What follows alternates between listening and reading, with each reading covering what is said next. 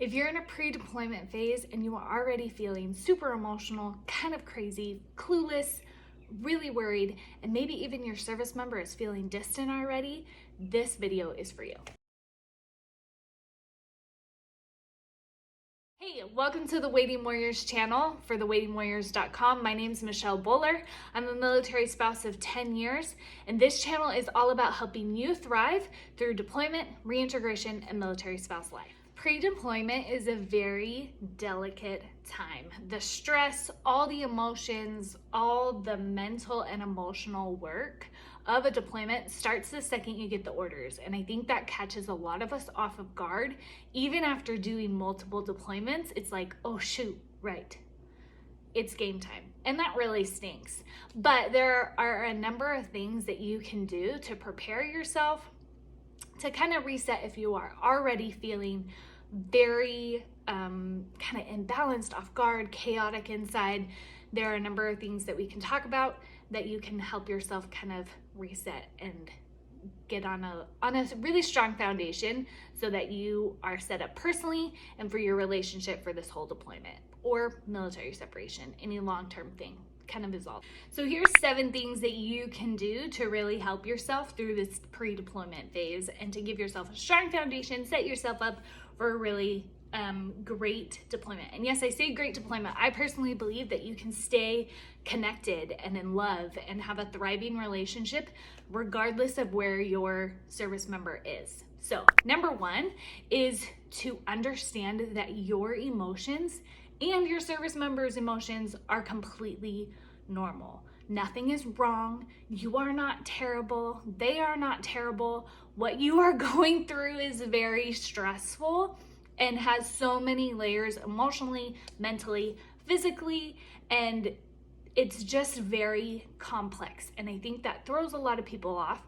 But when you understand that everything is normal, nothing is wrong, you kind of can take some drama out of it and just kind of analyze what is going on emotionally, what you are feeling, and you don't have to start fighting with each other. You don't have to start pulling apart. You can just understand what is going on with your feelings and your thoughts and then approach it on the same level. So number 1, your feelings are normal, okay? You're not being dramatic. You're not being underdramatic. You're not a terrible, unpatriotic person because you don't want them to go.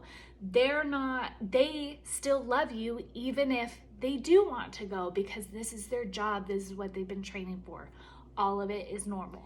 Number 2, you need to be patient with yourself and your service member. Instead of jumping to conclusions and judgment on yourself and your service member, just take a step back, recognize that this is a huge thing and that we're all human. You're not a robot. You're not going to have the perfect response every time, and give yourself and your service member grace. Even if you do make a mistake and you do say something hurtful or they say something hurtful that makes you feel unloved or worried or anxious or anything like that, just recognize that they're a human, you're a human, and we can talk about it and we can apologize and we can learn how that makes each other feel and kind of move on from that instead of just jumping the gun.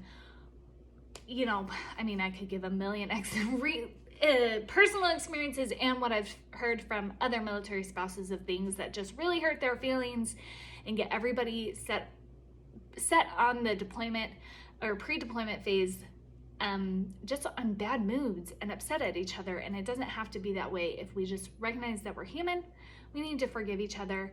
We need to be patient with ourselves and understand that the pre-deployment phase, even though we may want it to be super magical and because it is the time that we have together before they leave, doesn't necessarily mean everything's going to run perfectly.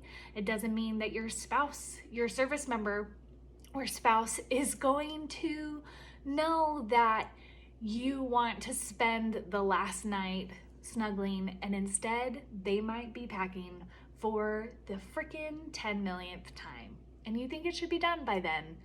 Just be patient with them and give yourself and them grace.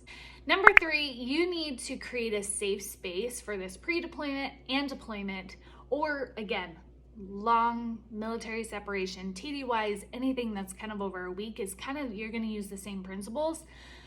You need to create a safe space where you guys can communicate with each other, where you can share with each other, where you can actually connect, whether you are talking or not. To have that connection and to have that solid foundation, you need to have a safe space where you guys can be actually real with each other, okay?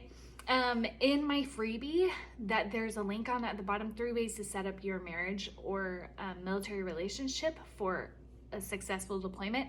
I go kind of deeper into this, but basically, you guys have to not judge each other. You have to let your service member know that you really want, like say out loud, you want to have a safe space for them.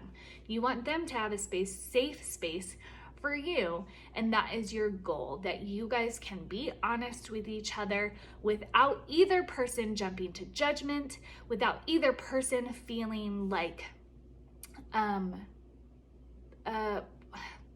struggling with the fact that you can't fix anything. Just creating that safe space where you can be yourself, where your service member can be themselves, and you can communicate and you can connect in that way. That sets a completely magical tone for this military separation, because then you guys don't have to hide anything from each other. You won't grow distance because you have a space where you can be yourself, where you can come together and connect. Make sense? Number 4, you need to keep on talking. Do not assume that you know what your service member is thinking. Don't assume that they know what you're thinking.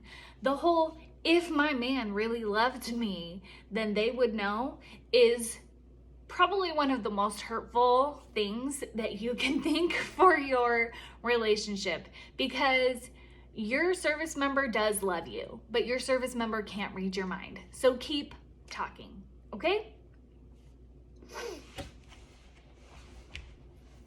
Number 5 is, if something's going on, ask them why. If you don't understand why your service member is packing for the 10 millionth time, ask them why, so you can understand instead of just being resentful. I didn't ask why for a long time with the packing in particular. It drove me nuts. When I asked why, I learned that the packing list changed again. He learned another time, he had learned that the travel schedule is going to be a little bit different, so he didn't need certain things until later on. And then again, it changed and he learned he did need other things earlier on, so he needed to change the situation in his bag. Just ask why. Another thing that I learned when I asked why is that he was super nervous about something. You can ask why when they're feeling distant. It's very common for the service member to start putting emotional walls up to prepare themselves for what they're doing. Recognize what they're doing. Ask why, and you can kind of unpeel those layers of what is going on with them mentally, instead of just assuming that you know, because normally we assume that they're mad at us, they're gonna leave us, all the dramatic things. The why is normally not maybe as dramatic, because they're going to war, they're going off to training, they are a military service member, and that's an intense, dramatic job, but not the they're gonna leave us, they hate us, they don't love us drama. Okay. Number 6 is to express your expectations and create a communication plan. And really, this should be create communication plans. Okay. So let's talk about that one, because I know you're already like, Michelle, I have no idea what my service member is going to be doing. We don't know if he's going to have his phone. We don't know anything, right? So create multiple contingency plans and be willing yourself to be flexible with that. Understand that your service member wants to communicate with you, and you'll be able to figure it out step by step. But if you just create those multiple plans and set the expectations, that takes a little self-awareness to know what you need, what actually will help your relationship. That might change separation to separation. Some TDYs, I really needed a phone call every day.